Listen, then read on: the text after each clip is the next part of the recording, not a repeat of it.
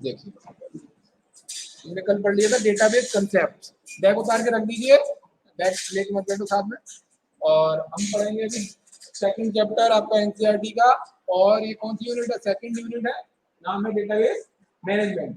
तो database management में हम पहला चैप्टर हमने पढ़ लिया डेटाबेस कंसेप्ट। जिन बच्चों ने जो पहले 2 बार हो गया वो चैप्टर, छुट्टियों से पहले भी करा दिया था, और कल दोबारा उसको रिवाइज करा दिया।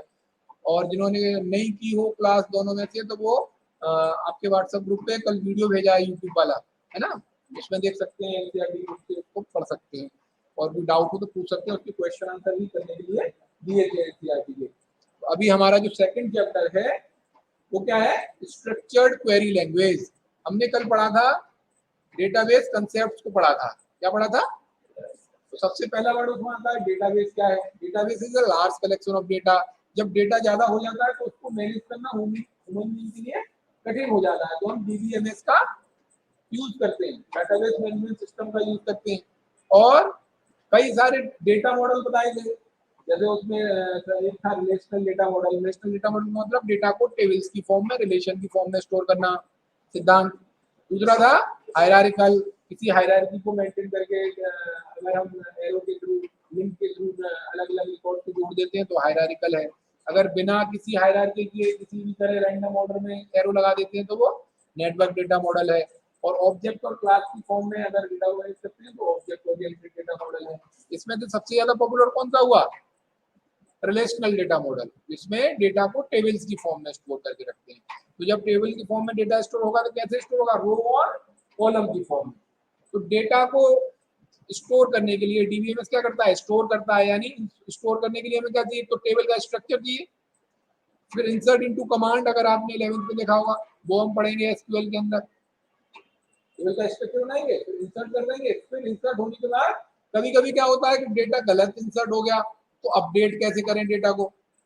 और अपडेट होने के बाद कभी कभी हम डिलीट करते हैं डेटा को। इंसर्ट करना, अपडेट करना, डिलीट करना, ये तो है। इसके अलावा क्या है? डेटा को सर्च करना। बहुत ज्यादा डेटा है तो अपनी रिक्वायरमेंट का डेटा कैसे देखते हैं? आप स्क्रीन की तरफ देखिए, आपको दिख रहा है। अभी थोड़ा इधर घूम जाओ, जब मैं प्रैक्टिकल करने के लिए बोला तब आप स्क्रीन की तरफ देखना, ठीक है? और अभी हम क्या पढ़ रहे हैं? Structured query language. एक ऐसी स्टैंडर्ड लैंग्वेज है जो सारे डेटाबेस उसको फॉलो, डीबीएमएस सारे डीबीएमएस को फॉलो करती है, चाहे वो एमएस एक्सेल हो, चाहे ओरेकल हो, या हम जिसको यूज करेंगे माई एसक्यूएल हो, जो आपके कंप्यूटर पे खुला हुआ है माई एसक्यूएल, वो भी किस लैंग्वेज को फॉलो करता है? स्ट्रक्चर्ड क्वेरी लैंग्वेज को। तो जैसा उसका नाम है स्ट्रक्चर्ड। स्ट्रक्चर्ड कैसे होगा? जब डेटा को टेबल की फॉर्म में एक स्ट्रक्चर हमने दे दिया, इसलिए बोला गया स्ट्रक्चर्ड। क्वेरी मतलब आपकी रिक्वायरमेंट का डेटा आप निकाल रहे हैं, क्वेरी कैसे करेंगे? तो डेटा को एक तो स्टोर करना, स्टोर करते समय दो बातें हो सकती हैं कि गलत स्टोर हो गया तो अपडेट करना या डिलीट करना डेटा को। तो ये तो स्टोरेज में आ गया। फिर होता है मैनिपुलेट करना, कैसे अपनी रिक्वायरमेंट के हिसाब से क्वेरी करना डेटा में। तो ये सारी चीजें हम एसक्यूएल में सीखेंगे। तो सबसे जरूरी बात क्या है? हम डेटा की बात कर रहे हैं तो पहले डेटा टाइप की बात करेंगे। डेटा टाइप्स क्या होता है? टाइप ऑफ डेटा, कि जो डेटा हम टेबल में स्टोर करने वाले हैं। मान लो फॉर एग्जांपल हम कंप्यूटर लैब की हमने फर्नीचर की एक बना दी, यहाँ पे जो फर्नीचर है फर्नीचर नाम की टेबल बना दी। तो इसमें टेबल है, मेज है ना, कुर्सी है, या वो जो आता है एक जिसपे भाषण देते हैं वो वाली चीजें है ना।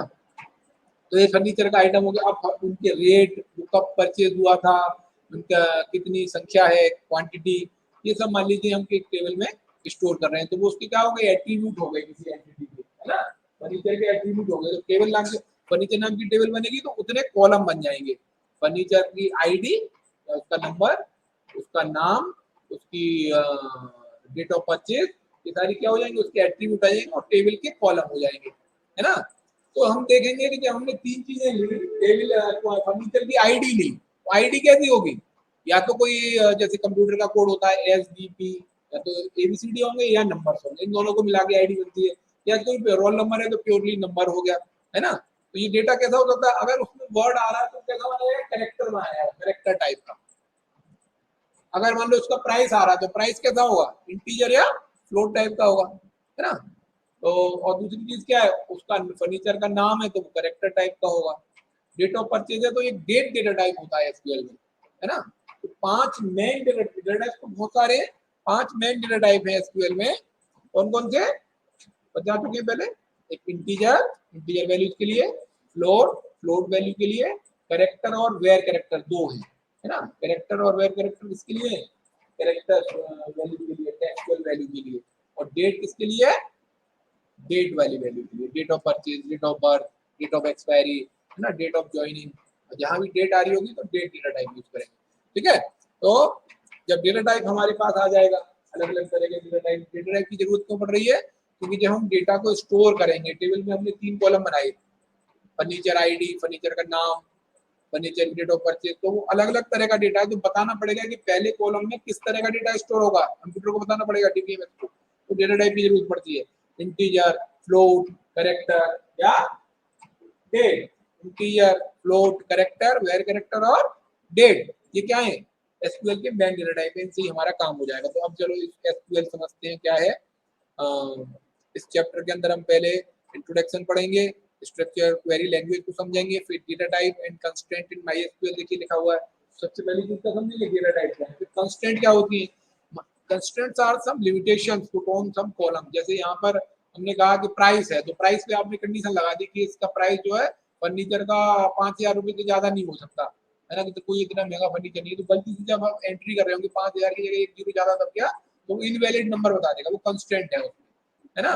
या फर्नीचर को हम रिपीट नहीं कर रहे हैं तो यूनिक कंस्टेंट होती है, तो यूनिक वैल्यू, रोल नंबर पे यूनिक लगा सकते हैं, मोबाइल नंबर पे यूनिक लगा सकते हैं, गलती से भी कोई और का मोबाइल नंबर किसी में जा रहा होगा तो यूनिक हो जाएगा, जैसे यूपीआई में एंट्री करते हैं तो एडमिशन नंबर यूनिक होता है, और एडमिशन नंबर गलती से कभी दूसरा एंटर हो गया तो वो कहता है ऑलरेडी एडजस्ट, पहले से एडजस्ट है, इस एडमिशन नंबर से दोबारा एंट्री नहीं हो सकती, तो वो यूनिक एक कंस्टेंट होती है। किसी कॉलम पे कंस्टेंट लगा देना, मतलब कंडीशन लगा देना, कोई लिमिटेशन लगा देना, उसके बारे में जानेंगे। फिर एसक्यूएल में बहुत तरह के अलग अलग कामों के लिए सब डिवाइड कर दिए लैंग्वेज, एसक्यूएल तो एक पूरा कंप्लीट सेट है स्ट्रक्चर्ड क्वेरी लैंग्वेज, उसके अंदर डेटा को डिफाइन करने के लिए, यानी जिसमें हम डेटा स्टोर करेंगे उस स्ट्रक्चर को डिफाइन करने के लिए कुछ कमांड है, वो बोले जाते हैं data definition language command, DDL command. कुछ मैनिपुलेट करने के लिए, डेटा जब स्टोर हो गया तो डेटा को कैसे क्वेरी करेंगे, उसमें कैसे इंसर्ट करेंगे, कैसे अपडेट करेंगे, वो क्या है, डीएमएल कमांड है जो डेटा को डील करते हैं। तो एक तो डेटा की बात हो रही है और एक स्ट्रक्चर की बात हो रही है। मान लो हमने घर पे कोई मिठाई बनाई, मान लो बर्फी बनाई, तो बर्फी को बनाने के लिए पहले हमें रखने के लिए कंटेनर चाहिए ना, तो बर्फी तो एक्चुअली बर्फी के पीस है, वो क्या है, डेटा है, और जो कंटेनर ट्रे है वो क्या है, उसका स्ट्रक्चर है टेबल का। पहले हम स्ट्रक्चर बनाते हैं क्योंकि उसमें हमें डेटा डालना है, और फिर हम डेटा इंसर्ट करते हैं, ठीक है। तो फिर एसक्यूएल क्वेरी सीखेंगे, फंक्शन सीखेंगे, group by, operation on relation, और दो क्वेरीज में से डेटा कैसे निकालते हैं ये सीखेंगे। तो देखिए आप स्क्रीन पर देख रहे हैं इंट्रोडक्शन टू, इंट्रोडक्शन किसके साथ, एसक्यूएल के साथ। So we have learned about relational database management system, हमने आरडीबीएमएस के बारे में सीखा, कल जो आए थे वो तो आरडीबीएमएस समझ गए होंगे, अभी डीबीएमएस जानते हैं सभी लोग, system which manage the database is known as DBMS, database management system. अब उसमें एक वर्ड आया डेटा, दूसरा आया बेस, तीसरा आया मैनेजमेंट, चौथा आया सिस्टम। सिस्टम मतलब एक ऐसा सॉफ्टवेयर है जो मैनेज करता है लार्ज अमाउंट ऑफ डेटा, जिसको डेटाबेस बोलते हैं। अब डेटा वर्ड सिंगल हो तो क्या है, raw facts and figure, raw facts and figure है, यानी हमने कहा बुक, एक वर्ड हमने बोला कि अनुष्का, एक वर्ब बोल दी रीडिंग, तो ये अलग अलग वर्ड्स हैं, तो क्या है, डेटा है। अगर हमने एक सेंटेंस बना दिया अनुष्का रीड बुक्स, तो ये इन्फॉर्मेशन होगी, प्रोसेसिंग कर दी हम लोगों ने। तो रॉ फैक्ट्स एंड फिगर जिनका अपने आप में कोई मीनिंग नहीं होता, वो क्या कहलाते हैं, डेटा। तो अब बहुत ज्यादा डेटा हो जाए, पहले तो डेटा वर्ड समझ गए, डेटा का बेस जैसे बोलते हैं, यहाँ आर्मी का बेस है तो बहुत सारी आर्मी है, तो यहाँ बहुत ज्यादा डेटा है तो वो डेटा बेस है, लार्ज अमाउंट ऑफ डेटा है तो डेटा बेस। जब लार्ज अमाउंट में डेटा हो गया तो मान लो एक हम कहेंगे पूरे फिरोजाबाद में कितने कंप्यूटर हर डिपार्टमेंट में, तो अब आदमी को याद रखना है, फाइलों को याद रखना तो बहुत मुश्किल हो जाएगा। हर डिपार्टमेंट को आईडी लॉगिन आईडी सब अपने अपने कंप्यूटर की जानकारी अपलोड करना है, टोटल कंप्यूटर आ जाएंगे, सरकार ने इतने 1 लाख या 10 लाख कंप्यूटर फिरोजाबाद डिस्ट्रिक्ट में है, तो वो इन्फॉर्मेशन क्या है, डाटाबेस से सॉल्व हो सकती है, आसानी से सॉल्व हो सकती है। मैनुअली करेंगे तो गलत भी होगा और बहुत ज्यादा मेहनत भी लगेगी। तो we have learned about the relational database management system. तो डीबीएमएस तो हम समझ गए, लार्ज डेटाबेस को मैनेज वाला सिस्टम, लेकिन वो डीबीएमएस जो रिलेशनल डेटा मॉडल को फॉलो करता है, यानी जिसमें डेटा टेबल्स की फॉर्म में स्टोर होता है, वो क्या कहलाता है? Relational database management system. तो अभी जितने भी एग्जाम मैंने बताए, ओरेकल हो चाहे एमएस एक्सेल हो चाहे हमारा ये MySQL हो, सारे कैसे RDBMS हैं, लेकिन क्योंकि RDBMS ही है ज्यादातर, इसलिए हम उसको क्या बोल देते हैं? DBMS बोल देते हैं। ठीक है। तो it's purpose in the previous chapter हमने पर्पस भी पढ़ा। क्यों पढ़ा? क्या पर्पस था डीबीएमएस को यूज करने का? Reduce the data redundancy, data की डुप्लीकेसी को कम कर देता है। It reduce the data inconsistency, inconsistency का मतलब क्या है? एक डेटा की एक से ज्यादा कॉपी हो और हर कॉपी की वैल्यू अलग हो तो वो इनकंसिस्टेंट डेटा बोला जाता है। जैसे आपका रिजल्ट बना तो स्कूल के कंप्यूटर में वही हो, आपको जो प्रिंट आउट दिया उसमें भी वही इन्फॉर्मेशन हो, मान लो कंप्यूटर में कुछ और है, आपको प्रिंट आउट निकला उसमें नंबर कुछ और हो गए, तो कैसा बोला जाएगा? इनकंसिस्टेंट। तो कॉपी एक सी होनी चाहिए जहां भी उसकी कॉपी रखी है डेटा की, तो वो डीबीएमएस क्या करता है? रिड्यूस करता है, कंट्रोल करता है डेटा इनकंसिस्टेंसी को। शेयरिंग ऑफ डेटा, एक साथ बहुत सारे लोग उसको शेयर कर सकते हैं। सिक्योरिटी ऑफ डेटा, पासवर्ड डाल के सिक्योर कर सकते हैं। मल्टीपल कॉपीज रख के हम, मान लो एक जगह मेरे बैंक में अगर फाइल रखी है, तो आग लगी बैंक में तो सारा डेटा चला जाएगा। लेकिन आज की डेट में एक कंप्यूटर बैंक में आग लग जाए, कंप्यूटर का सारा डेटा चला भी जाए, तो वो बैंक की डेटा बहुत सारी जगहों पे रहता है और भी जगह सर्वर पे रहता है ना, सर्वर पे रहता है, तो सिक्योर ज्यादा है। और आप भी, आपके पास यूजर आईडी रहता है, ऑथेंटिकेशन है, तो वैसे भी सिक्योर है। और क्या है? मेंटेन इंटीग्रिटी, यानी हमने एक रूल बना दिया कि अगर हमारी दुकान से कोई सामान जाएगा, दुकान है हमारी और सॉफ्टवेयर है, तो अगर 50% ज्यादा है तो अगला रुपया ले लेंगे, 50 से कम है तो ये पिछला ले लेंगे, राउंड ऑफ करने का। तो क्या होगा? अगर 4-5 दुकान है हमारी, तो सब में एक साथ वो सॉफ्टवेयर में चेंज किया हमने, सब में एक साथ वो रूल हो जाएगा। या सीबीएसई ने रिजल्ट बनाया कि पहले हम 33 में पास करते थे, अब हम 30 में पास कर देंगे कोविड की वजह से, मान लीजिए फॉर एग्जाम्पल। तो क्या होगा? वो ऊपर एक सॉफ्टवेयर में चेंज करेंगे और सारे स्कूलों में अपने आप वो हो जाएगा। तो क्या होगा? मेंटेन इंटीग्रिटी, मतलब सब में समानता रखने के लिए कंप्यूटर से आसान है। और मैनुअली जब फाइल में कर रहे हैं तो हो सकता है 10 जगह कॉपी कर रहे हैं, 10 लोग कर रहे हैं, तो उसमें गलती हो जाए। तो ये पर्पज था डीबीएमएस का यूज करने का। क्या थे 5 purpose? Reduce data redundancy, reduce data inconsistency, and sharing of data, provide security and maintain integrity. तो ये हमने पिछले चैप्टर में पढ़े। तो there are many RDBMS such as MySQL, अब एग्जांपल दे रहे हैं, दोबारा से कल का रिवीजन हो रहा है। MySQL, Microsoft SQL Server, PostgreSQL, Oracle, etc. that allows us to create a database consisting of relations. तो डेटाबेस में क्या होते हैं? रिलेशन होते हैं। इसका क्या मतलब? डेटाबेस में रिलेशन होते हैं, इसका मतलब क्या होता है? डेटाबेस में table, table, very good. Table का दूसरा, रिलेशन का दूसरा नाम क्या है? टेबल। तो बहुत सारी टेबल मिल जाती है तो क्या बना देते हैं वो? डेटाबेस। तो जब भी हम एसक्यूएल शुरू करेंगे तो सबसे पहले एसक्यूएल यूज करते हैं तो हम डेटाबेस ही बनाते हैं, फिर डेटाबेस को किसी डेटाबेस के अंदर जाते हैं तब हम टेबल बनाते हैं। ठीक है। So these RDBMS also allow us to store, data को स्टोर करने के लिए स्टोर कर सकते हैं, रिट्रीव कर सकते हैं, यानी रिक्वायरमेंट के हिसाब से निकाल सकते हैं, मैनिपुलेट कर सकते हैं। तो data on the database through queries, queries में तो क्वेरी करते हैं, इसीलिए उसका नाम है लैंग्वेज का स्ट्रक्चर्ड क्वेरी लैंग्वेज। तो सबसे महत्वपूर्ण क्या होता है? डेटा तो बहुत सारा हो सकता है, किसी दुकान लाइब्रेरी में बहुत सारी किताब रखी है, अब उन्होंने इस तरह अरेंज कर रखी है कि जब कोई बच्चा मांगे, सब्जेक्ट की मांगे, तो आसानी से उसको निकाल पाए। यदि कंप्यूटर में आपका लाखों बच्चों का सीबीएसई का रिजल्ट है, आप बस अपना रोल नंबर डाल तो तुरंत आपका निकल के आ जाता है। तो वो क्वेरी हुई एक तरह से, आपने क्वेरी की कि इस रोल नंबर का रिजल्ट दे दो, तो वो आ गया, फिर मेरे दोस्त का रिजल्ट दे दो, तो वो आ गया। तो वो क्या है? क्वेरी करना, अपनी रिक्वायरमेंट का डेटा निकालना। तो डीबीएमएस के थ्रू बहुत आसानी से हम क्वेरी करके रिक्वायर्ड डेटा निकाल सकते हैं। So in this chapter we will learn how to create, populate and query databases using SQL. ठीक है। तो इस चैप्टर में हम ये सीखेंगे कैसे डेटाबेस बनाते हैं, कैसे उसमें टेबल बनाते हैं, कैसे उसमें डेटा इंसर्ट करते हैं, और फिर कैसे उस डेटा में से जरूरत का डेटा हम निकालते हैं। तो देखो सीधे मैं आपको ले जा रहा हूँ, यहाँ पर ये चैप्टर थ्योरी रोक देता हूँ और वहाँ पे इंटर मार के आपका खुला हुआ कंप्यूटर डाटाबेस कैसे बनाते हैं। तो देखो प्रैक्टिकल भी साथ साथ कर रहे हैं। सबसे पहले क्या करेंगे हम? स्क्रीन पे आप देख पा रहे हैं MySQL ओपन हो रहा है। देखिए इधर देखिए, ये MySQL प्रॉम्प्ट आ गया, सबके स्क्रीन पे आ रहा है, इधर भी खुला हुआ है। आपका कंप्यूटर ऑन है, बस बटन दबाओ सिद्धांत, बस ऊपर कीबोर्ड का बटन दबाइए। नहीं है इधर आ जाओ, तो फिर बंद कर खुला हुआ इधर बैठो। ठीक है। तो सबसे पहले हम क्या करेंगे, पहला कमांड है, नोट करो उसको, डेटाबेस। तो का मतलब दिखाइए डेटाबेस, एक वर्ड है, एक डेटाबेस, और उसमें एस और लगा दिए दीजिए, तो डेटाबेस, जितने डेटाबेसेस अंदर है उनको दिखा दीजिए। तो देखो मैं क्या लिख रहा हूँ, SHODATABASES, सो डेटाबेसेस, सबको दिखाई दे रहा है, सो डेटाबेसेस। चलिए इसका पहले फॉन्ट बढ़ाते हैं, तो फॉन्ट बढ़ा के इसको कर देते हैं 36, और अब देखिए, अब आपको दिख रहा होगा सो डेटाबेसेस,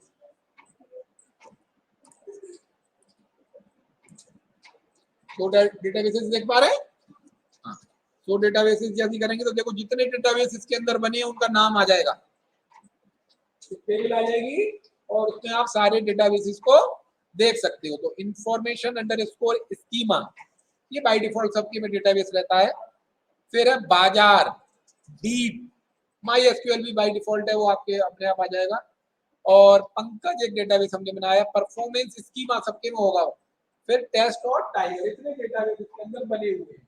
तो वहां लिखा होगा इतनी रो सिलेक्टेड, जैसे मेरे में लिखा रहा है 8 रो सिलेक्टेड, 8 डेटाबेस है मेरे, और आपके में लिखा होगा 7 लिखा है, इससे प्रवीण के में 7 डेटाबेस, 7 रो।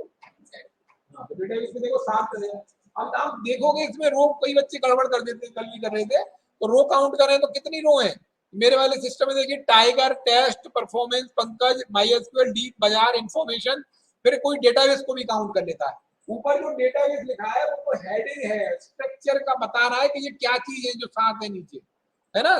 देखो डॉट डॉट इसीलिए लगाया है उसमें, तो 8 रो नहीं काउंट करना, 7 रो है उसमें। तो यहाँ पे 9 रो काउंट नहीं करनी, 8 है आपकी, देखो 7 अंदर है। तो जो इस बॉक्स के अंदर है डाटाबेस के नीचे, वो वाले एक्चुअल रिकॉर्ड है, रो है आपकी, 8 रो सिलेक्टेड। ये हो गया सबका सिद्धांत।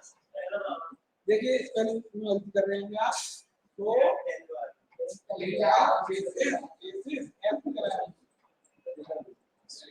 आपका हो गया इसका।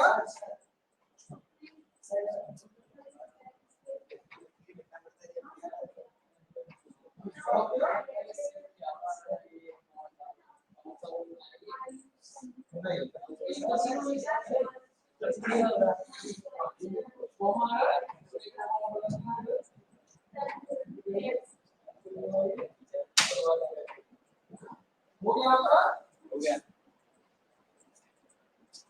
तो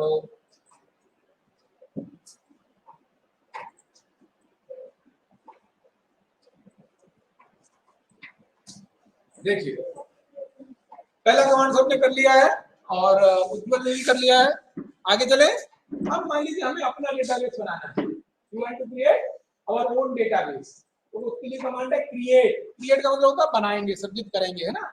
तो क्रिएट स्पेस डेटाबेस, दूसरा वर्ड क्या होगा, पहला होगा क्रिएट।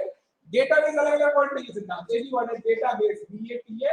अब ऊपर आपने जब यहाँ पे एरर आई थी, तो जब हम शो करते हैं तो बेसिस लगाते हैं, है ना, एस और लगाते हैं, लेकिन जब क्रिएट करते हैं तो डेटाबेस, एक डेटाबेस बना रहे हैं, तो क्रिएट स्पेस डेटाबेस, स्पेस उसका नाम जो देना चाह रहे हैं आप। तो देखो हम लिखेंगे क्रिएट डेटाबेस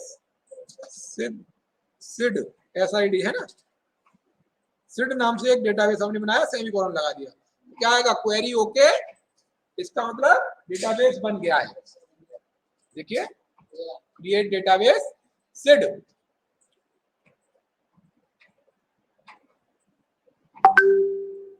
क्लियर। अब हम क्या करेंगे, अब इस डेटाबेस के अंदर जाना है, तो लिखेंगे यूज सिड। जब यूज करते हैं तो डेटाबेस में लिखते हैं, डायरेक्ट डेटाबेस का नाम लिखते हैं, तो क्या लिखेंगे, यूज SID, यूज सिड, या जो आपने कौन सा बनाया है, आप दूसरा नाम से भी बना सकते हैं, अगर आपने सिड बनाया है तो लिखेंगे यूज सिड, ठीक है। अब हम डेटाबेस के अंदर चले गए। अब डेटाबेस के अंदर क्या होता है, आपको बताया था अभी, database is a collection of relation. Relation का मतलब table, database collection of table. तो आप डेटाबेस के अंदर जाने के बाद देखो क्या क्या आगे लिखा हुआ, डेटाबेस चेंज जब लिखा जाता है उसका मतलब डेटाबेस के अंदर आप चले गए, आप सीड के अंदर चले गए, या जो आपने बनाया उसके अंदर चले गए, तो लिखेंगे सो टेबल्स, टेबल्स, सो टेबल्स, सो टेबल्स, तो क्या आया एम्प्टी सेट, क्योंकि हमने नया डेटाबेस बनाया है, उसके अंदर अभी कोई टेबल नहीं है, तो आप क्या करेंगे, हम टेबल बनाएंगे। क्या करेंगे सिद्धार्थ, टेबल बनाएंगे। टेबल बनाने के लिए कमांड है क्रिएट टेबल। क्रिएट देखो कैसे, पहले एक बार देख लो सब लोग, फिर टाइप करना। देखो पहले लिखते हैं क्रिएट, तो क्रिएट पहले डेटाबेस क्रिएट करते हैं तो क्रिएट लिखते हैं, अब टेबल क्रिएट करना है तो भी क्रिएट लिखेंगे। क्रिएट की स्पेलिंग क्या है, CREATE। क्रिएट वहां लिख देते क्रिएट स्पेस डेटाबेस। अब यहाँ पे डेटाबेस तो नहीं बना रहे, क्या बना रहे हैं, टेबल। तो लिखेंगे क्रिएट टेबल, फिर उसका नाम टेबल का जो हम देना चाह रहे हैं। तो अभी फॉर एग्जांपल क्या बना लेते हैं हम, क्रिएट टेबल पंखा, है ना, फैन से पंखा नाम की टेबल बनाते हैं, PANKHA पंखा। ठीक है, अब देखो इतना लिखने के बाद, क्रिएट टेबल पंखा लिखने के बाद ओपन ब्रैकेट शुरू होगा, राउंड ब्रैकेट।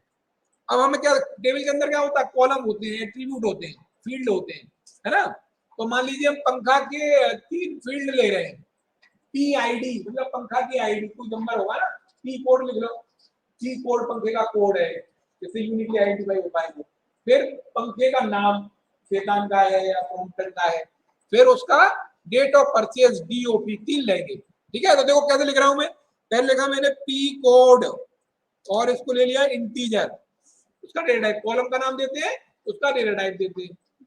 और यहाँ पर कितने इंटीजर का लेना है, 5 इंटीजर का आपको मान लो देना है, तो आपने 5 लिख दिया, उसका साइज दे दिया ब्रैकेट में। देखो इधर देखो, पहले किस तरह लिखा मैंने, P कोड, कॉलम का नाम लिखा या एट्रीब्यूट का नाम लिखा, या तीसरा नाम क्या, फील्ड का नाम लिखा, स्पेस उसके डेटा टाइप का नाम लिखा और उसका साइज दे दिया। अब ये एक कॉलम हो गया, फिर कॉमा लगाया, फिर दूसरा कॉलम लिख रहे हैं पी नेम का क्या ले रहे हैं, करेक्टर, कितने करेक्टर का ले रहे हैं, 20 करेक्टर तक का ले रहे हैं, चेतन, क्रॉम्पटन, उषा, इस तरह से जो भी होगा उसका। तीसरा कॉलम क्या ले रहे हैं, DOP। अब मान लो आपका ये दिख रहा है, आपको दिखेगा नहीं, तो मैं क्या करता हूँ, एक एंटर मार देता हूँ। जब एंटर मारेंगे तो क्या होगा, MySQL लिखा नहीं आएगा, जब एक क्वेरी पूरी हुई है आपकी तो क्या लिखा आता है, एक एरो लग के आता है, देखो, यानी अब ऊपर वाली क्वेरी अभी चल रही है। तो तीसरा कॉलम में लिख रहा हूँ क्या था, DOP, डेट ऑफ परचेज, तो डेट आ गया डेटा टाइप, तो डेटा टाइप को क्या लिखते हैं, DATE, डेट। फिर मान लो उसका प्राइस और लिख देते हैं, चलो बाद में लिख देंगे, प्राइस अभी 3 ही लेते हैं, और इसको बंद कर देते हैं। बंद करने के बाद क्या लगाएंगे, सेमी कॉलन। तो ये कमांड है, बहुत आसान है।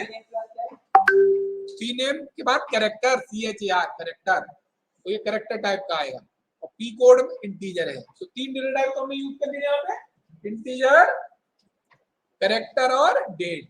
कितने बताए थे डेटा टाइप, एक रह गया आपका फ्लोट और एक रह गया आपका वेरकर2। वेरकर2 और कैरेक्टर, वेरकर और कैरेक्टर एक ही के लिए यूज होते हैं।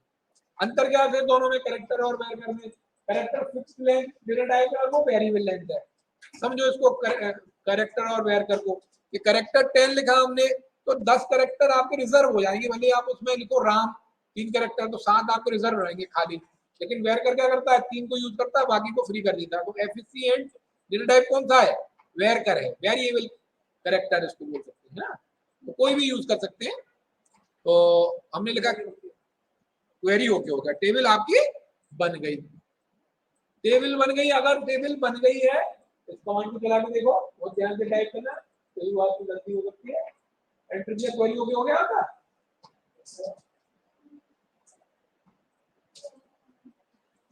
टेबल का नाम रॉनी मत करो, अपने पंखा करो भाई। एक और चीज ध्यान देनी है, जो नाम है टेबल का उसके बीच में स्पेस नहीं आ सकता। जैसे मैं लिखूं हरा पंखा, हरा स्पेस पंखा लिख लूं तो एरर आ जाएगी, एक ही नाम होगा। जैसे रॉनी फ्रेंड लिखा था ना आपने अभी, तभी ऐसे नहीं लिखा। ठीक है, अब हमें ये देखनी है टेबल बनी है कि नहीं है, तो उसके लिए कमांड है डिस्क्राइब। क्या नाम है, डिस्क्राइब, मतलब इसके बारे में बताइए। डिस्क्राइब टेबल का नाम, टेबल का नाम क्या है, पंखा, डिस्क्राइब पंखा।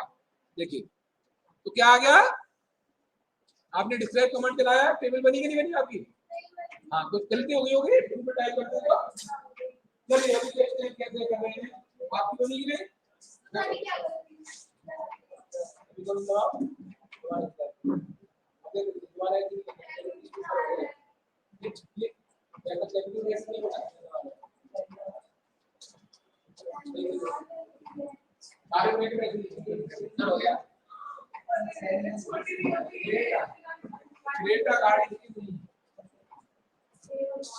वेरी गुड, हो गया है। प्रवीण कुमार ने सबसे पहले कर लिया है, क्या उज्जवल कर पाएंगे? हमको है अपनी हर पता मंजूर भूल जाती है इंसान की। ध्यान से करिए, स्पेलिंग मिस्टेक मत करिए, कोई कोड पंखा नहीं है, पंखा है, लेकिन आप कुछ भी कर सकते हैं, ठीक है? ये गलती नहीं है, यहाँ पे ये गलती है, कोड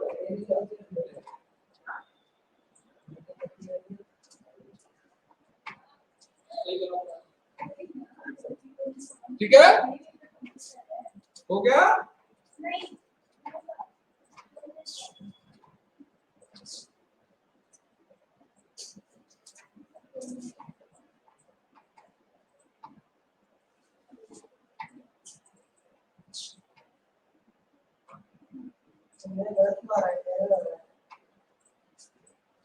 मैं देख रहा हूँ कुछ टाइपिंग मिस्टेक आई हुई है, ठीक है? जो बच्चे ऑनलाइन जुड़े हैं, अगर नहीं आपके पास, मैं लिंक भेज दूंगा, वहां पे डाउनलोड करके अपने घर पे भी रन करा सकते हैं। और रेगुलर आइए, एब्सेंट मत रहिए।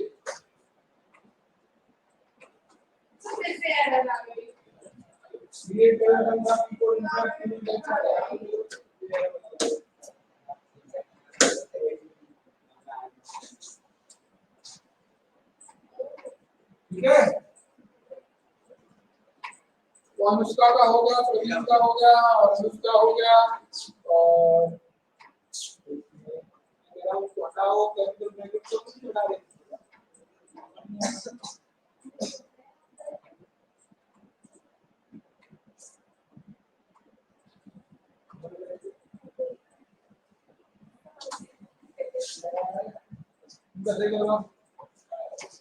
चलिए, चारों का हो गया।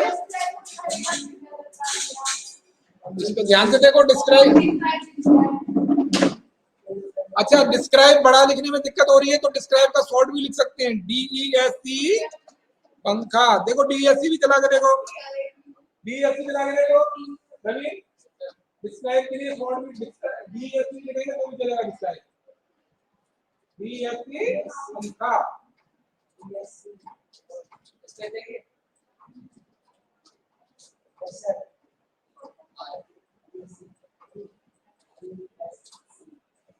DESC हो गया। देखिए अब इस टेबल में देखिए DESC से हो क्या रहा है, डिस्क्राइब कमांड से हो क्या रहा है। यहाँ पर आ रहे हैं आपके 6 कॉलम आ रहे हैं। देखिए कौन कौन से कॉलम है, देखो अनुष्का इधर देखो स्क्रीन पे। फील्ड है, फील्ड का मतलब कॉलम कितने हैं इस टेबल के अंदर? कौन सी टेबल के अंदर? कौन सी टेबल के अंदर? पंखा टेबल के अंदर कितने कॉलम है? पी कोड, पी नेम और DOP डेट ऑफ परचेज। उनका डेटा टाइप क्या है? दूसरा टाइप है, इंटीजर है, इंटीजर 5 उसका साइज है, कैरेक्टर 20 और डेट। फिर नल एक, नल क्या होती है? कंस्टेंट होती है। क्या हम खाली वैल्यू दे सकते हैं यहाँ पे? यस दे सकते हैं। नल एक कंस्टेंट होती है, नॉट नल, मतलब वैल्यू इंसर्ट करते समय आप उसको नल नहीं छोड़ सकते, यहाँ पर नल वैल्यू दी जा सकती है। की भी आपको कल बताएंगे, प्राइमरी की, कैंडिडेट की, अल्टरनेट की, फॉरेन की। तो की अगर बनाई है हमने किसी कॉलम को तो यहाँ पर की इंफॉर्मेशन आ जाती है। एक डिफॉल्ट कंस्टेंट होती है कि अगर वैल्यू इंसर्ट नहीं की तो डिफॉल्ट वैल्यू ले लेगा, तो उसकी इंफॉर्मेशन है, और कोई एक्स्ट्रा कॉलम एक्स्ट्रा इंफॉर्मेशन के लिए दिया हुआ है। तो ये क्यों जरूरत पड़ती है इसकी? हम जब वैल्यू इंसर्ट करते हैं, ध्यान से सुनिएगा, जब वैल्यू इंसर्ट करते हैं इसी टेबल में, अभी तो ये बर्तन बनाए, टेबल बन गई है, स्ट्रक्चर बन गया है, ये कहता खाली स्ट्रक्चर बन गया है, इसका नाम है पंखा, और कॉलम की हेडिंग आ गई है पी कोड, पी नेम और DOP।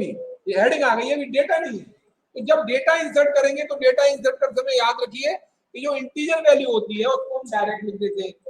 अनुष्का, इंटीजर वैल्यू को डायरेक्ट लिख देते हैं, न्यूमेरिकल और फ्लोट को, इंटीजर और फ्लोट को, जबकि कैरेक्टर, वेर कैरेक्टर और डेट को इन्वर्टेड कोमा में लिखते हैं। कैसे लिखते हैं?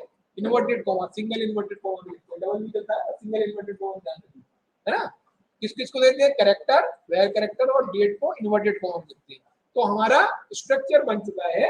अब हम क्या करना चाह रहे हैं? हम वैल्यू इंसर्ट करना चाह रहे हैं। उसके लिए कमांड है इंसर्ट इनटू, देखिए नाम क्या आ गया? इंसर्ट इनटू, जो काम कर रहे हैं वही नाम है उसका, इंसर्ट इनटू टेबल का नाम पंखा, इंसर्ट इनटू पंखा वैल्यूज, ये देखो 4 वर्ड आए यहाँ पर, इन 4 में से ये केवल पंखा टेबल का नाम बदल जाएगा, बाकी 3 वर्ड तो फिक्स रहेंगे हर टेबल के लिए। इंसर्ट फिक्स है, इनटू फिक्स है, वैल्यूज फिक्स है। पंखा टेबल का नाम है, टेबल का नाम बदलता रहेगा बस। फिर लगाते हैं ब्रैकेट, ध्यान से देखो, पहले देख लो, ब्रैकेट लगा के यहाँ वैल्यू देनी है हमें, एक्चुअल डेटा इंसर्ट कर रहे हैं, तो क्या देंगे पी कोड। अब देख लेंगे पी कोड कैसा इंटीजर है, तो इंटीजर दे सकते हैं, मैक्सिमम 5 दे सकते हैं। तो यहाँ पे डायरेक्ट लिखना है, ये उसका कोड हो गया। फिर उसका नाम दे दिया हमने, ब्रांड हो गया। फिर उसकी डेट ऑफ परचेज। अब देखो डेट कैसे लिखते हैं, डेट एक्चुअल की फॉर्मेट क्या है, सुनो ध्यान दे, डेट का फॉर्मेट क्या है, पहले year Y Y Y Y, फिर एमएम, फिर डे, यानी पहले ईयर है, फिर मंथ है, फिर डे है। कैसे लिखेंगे, मान लो हमने 2019 में खरीदा था, 2019 पहले आएगा, फिर 5वां महीना मई में खरीदा था और तारीख थी 30, इस तरह से लिखेंगे। अब ये डेट हो गई, देखो डेट को इन्वर्टेड कॉमा में लिखा है, और नेम कैसा था, कैरेक्टर, कैरेक्टर वेयर कैरेक्टर, और डेट को इन्वर्टेड कॉमा में लिखते थे, खेतान भी इन्वर्टेड कॉमा में, लेकिन जो कोड है वो इन्वर्टेड कॉमा में नहीं है। अब इसको बंद किया, सेमीकोलन दबाया, आ गया क्वेरी होके एक रो इंसर्ट हो। करके देखिए, इंसर्ट करके देखिए, कोई वैल्यू टेबल बन गई आपकी, एंटर मारो, एंटर एंटर मारो, एंटर कर दो।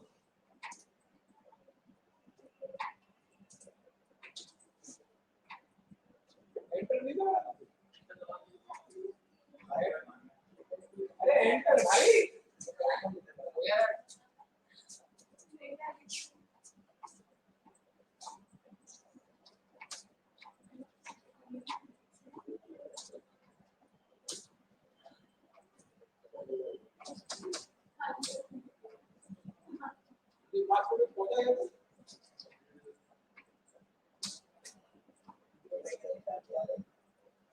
चलिए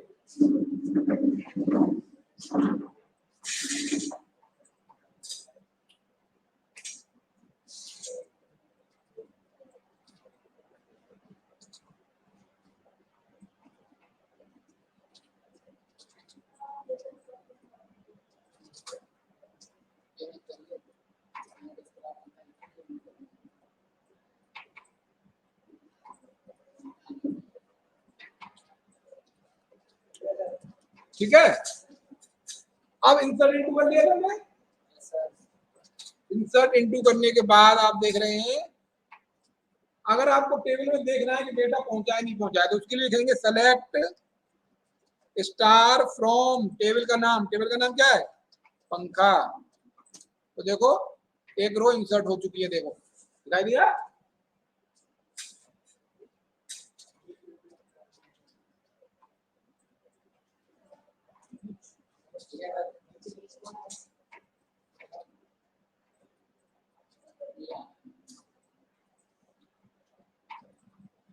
अब मान लीजिए आपको एक और वैल्यू इंसर्ट करनी है, तो अब क्या करेंगे, पुराना कमांड आपको जो लिखा हुआ है, देखो टाइपिंग से कैसे बचते हैं, इसमें कम टाइपिंग करनी पड़ेगी। अब एरो की से आप देखेंगे तो पिछला कमांड आ जाएगा, देखो अभी मैंने एक बार एरो की दबाई तो आ गया ये, उसके बाद आ गया ये वाला, तो यहाँ पे बस वैल्यू बदल दो, एक वैल्यू और डाल दी हमने।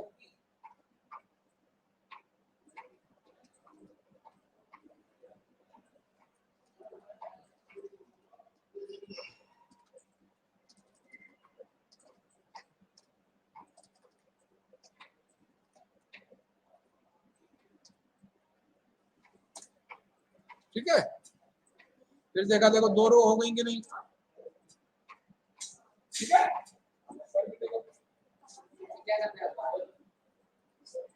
ये टेबल पंखा, ठीक है, अभी ब्रैकेट बंद करना है,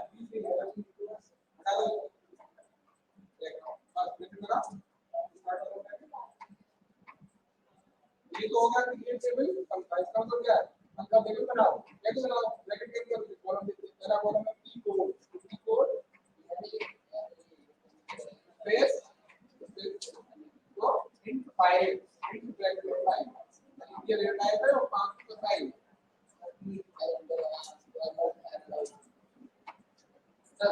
ये कमांड कौन है, इसका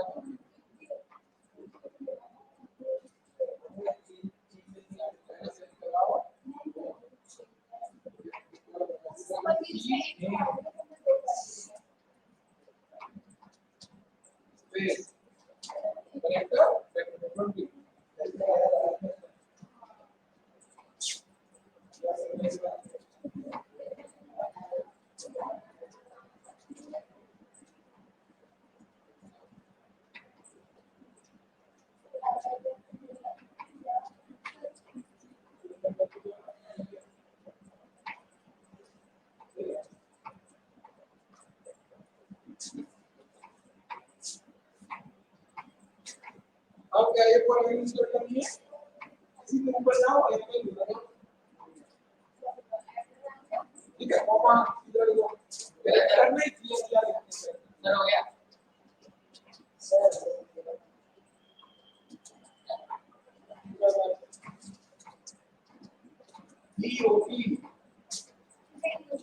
DOP date of purchase, DOP space date bracket 1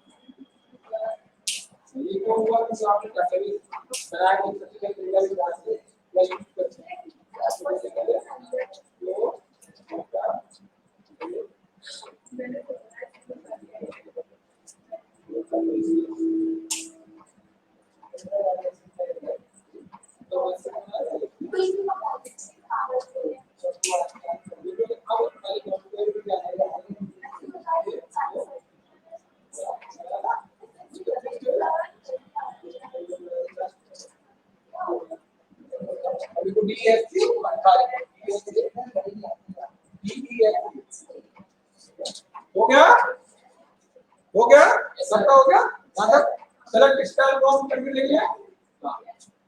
अब और होगा सेलेक्ट स्टाइल का, अब देखो हमने देखा कैसे टेबल बनती है, कैसे टेबल बनती है क्रिएट टेबल से। तो जब टेबल बनी क्रिएट टेबल कमांड से तो क्या बना, स्ट्रक्चर बना टेबल का। ऐसी टेबल बनी, देखो टेबल बन गई, उसकी हेडिंग आ गई पी कोड, टी नेम और डीओपी।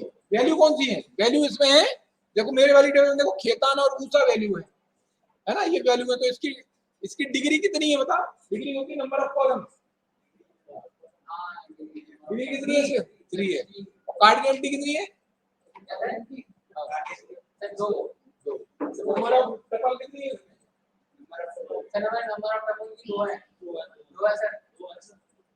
तो सही बराबर मतलब कमांड सेम कौन सी लगा,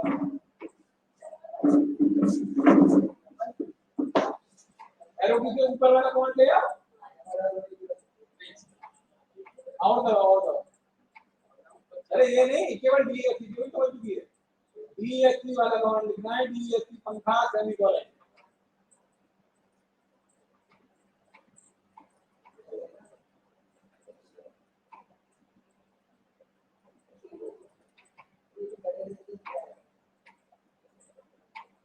बिल्कुल ना, इंसर्ट इनटू बना दो। प्रवीण तुम इधर आ जाओ, बतानी बात ठीक है, यहाँ हो गया, इतना क्लियर है। अब देखो ध्यान से हुआ क्या था, पहले टेबल बनी थी, फिर स्ट्रक्चर बनाना। तो जब टेबल बनाने को तो हमने जो कमांड दिया था उसमें लिखा create table, create table, table word आया था। तो जहां पे टेबल वर्ड आता है वो डीडीएल कमांड होते हैं, डेटा डेफिनेशन लैंग्वेज कमांड, जो स्ट्रक्चर को बनाते हैं या स्ट्रक्चर को चेंज करते हैं। डेटा को चेंज नहीं करते डीडीएल कमांड, स्ट्रक्चर बनाना तो टेबल का स्ट्रक्चर कैसा होगा, कितने कॉलम होंगे, तो क्रिएट टेबल स्ट्रक्चर बनाता है ना। तो स्ट्रक्चर में 3 कॉलम है, अगर हम 4 कॉलम बढ़ा रहे हैं तो टेबल का स्ट्रक्चर बदलेगा ना, तो वो होता है alter table. Alter table, alter table क्या है, स्ट्रक्चर बदलने के लिए, कॉलम बढ़ाने या घटाने के लिए। तो एल्टर टेबल कमांड कहता है DDL command, data definition language command है। कौन सा, क्रिएट टेबल और एल्टर टेबल।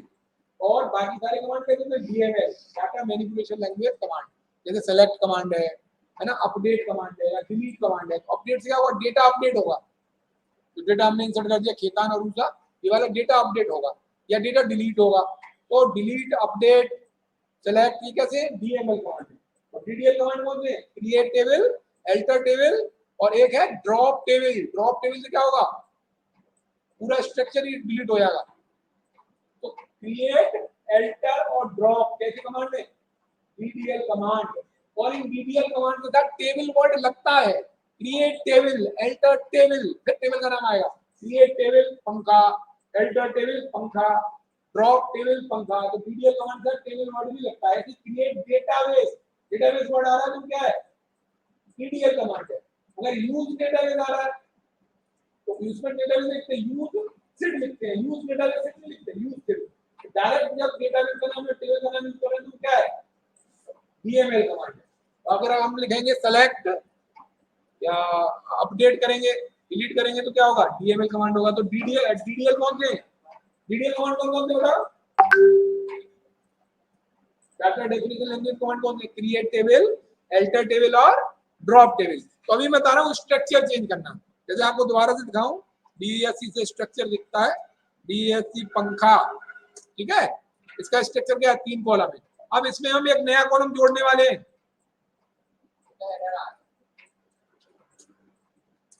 एक नया कॉलम जोड़ने वाले हैं उसमें, ठीक है।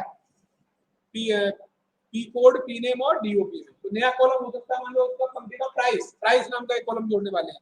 तो लिखेंगे अल्टर टेबल पंखा ऐड, अल्टर टेबल लिखा, अल्टर टेबल तो डीडीएल कमांड है, टेबल वर्ड आ गया, अल्टर टेबल पंखा ऐड, कॉलम का नाम क्या है, प्राइस, और उसका डेटा टाइप क्या है, फ्लोट, ठीक है, सेमी कॉलम। अब देखेंगे डीएससी को देखेंगे, है?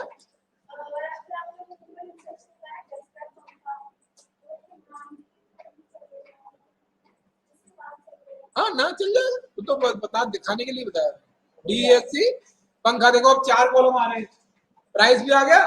अब हम इंसर्ट करेंगे, अगर हम इंसर्ट करेंगे यहाँ पर, तो कोई इंसर्ट कमांड दिखाऊंगा आपको अभी। तो कोई ये कमांड दिखाया मैंने, इसको मैंने कर दिया 9 और ऊषा की जगह मैंने कर दिया मैंने क्रॉम्पटन। ध्यान से देखो इधर क्या गलती आएगी, देखो क्रॉम्पटन और ये डेट भी बदल दी।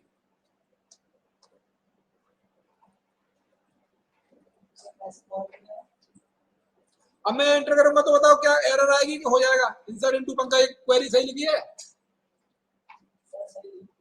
हाँ। लेकिन इसमें एरर आएगी, क्यों आएगी, column count does not match value at count row 1, क्योंकि अभी हमने एल्टर करके टेबल में कितने कॉलम कर दिए, 4, वैल्यू कितनी इंसर्ट कर रहे हैं, 3, तो मैं 4 में इसलिए एरर आई। 3 तो हो गई डेट और चौथी क्या है, प्राइस। तो मैंने कर दिया इसका प्राइस 2570, है ना। अब देखते हैं हो गया क्वेरी। अब हम सेलेक्ट करेंगे, सेलेक्ट स्टार से देखेंगे तो देखो क्या आ रहा है, पी को 4 कॉलम दिखा रहा है। तो पहले जो 2 कॉलम बने हुए थे 3 कॉलम दिखा रहा है। तो ऊषा और खेतान, उनमें प्राइस कितना आ रहा है, नल, क्योंकि दिया ही नहीं था उसका, अभी दिया हमने 2570, समझ में आ गया। तो एल्टर के 3 वेरिएशन है, देखो याद रखेंगे डीडीएल कमांड 3 ही है, लिख लो कॉपी पे, क्रिएट टेबल, एल्टर टेबल और ड्रॉप टेबल। लेकिन एल्टर के 3 वेरिएशन है, अगर टेबल में नया कॉलम ऐड करना है तो एल्टर टेबल ऐड है, पुराने टेबल का डेटा टाइप चेंज करना है तो एल्टर टेबल मॉडिफाई है, कॉलम का नाम चेंज करना है, डिलीट नहीं करना कॉलम को, कॉलम का नाम चेंज करना है तो एल्टर टेबल चेंज है, तो चेंज, ऐड और मॉडिफाई। और एक होता है ड्रॉप, एक कॉलम को भी आप ड्रॉप कर सकते हैं, alter table drop column, drop column का कमांड है, ड्रॉप कॉलम, कॉलम का नाम तो ड्रॉप कॉलम ही ड्रॉप हो जाएगा, ठीक है। अब हम क्या करने वाले, अब मैं चाह रहा हूं कि ये जो ऊषा का पंखा है उसका प्राइस भी चेंज हो जाए। तो ये क्या है, डेटा है कि स्ट्रक्चर है ऊषा का पंखा, ऊषा वाला रिकॉर्ड दिख रहा है आपको? ये इसका प्राइस हम चेंज करना चाह रहे हैं, तो डेटा को चेंज करना चाह रहे हैं, स्ट्रक्चर चेंज नहीं कर रहे, तो उसके लिए क्या कमांड है? अपडेट। तो अपडेट डीएमएल कमांड है। तो देखो अपडेट कमांड कैसे लिखते हैं? अपडेट टेबल, अपडेट टेबल आएगा, अपडेट पंखा, ये डीएमएल कमांड है, इसमें टेबल वर्ड नहीं आएगा, डायरेक्ट टेबल का नाम आएगा। अपडेट पंखा सेट प्राइस, अपडेट सेट है, price equals to 1800 where, condition लगानी पड़ेगी, या अदरवाइज कंडीशन लगे तो क्या करेगा?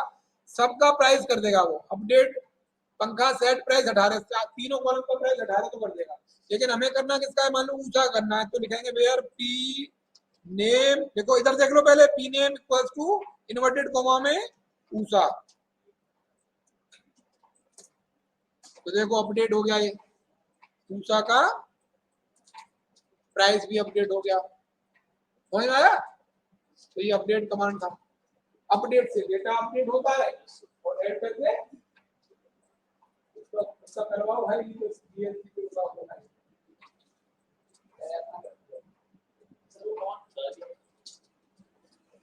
अभी चलाएंगे अपडेट सेट एल्टर ड्रॉप,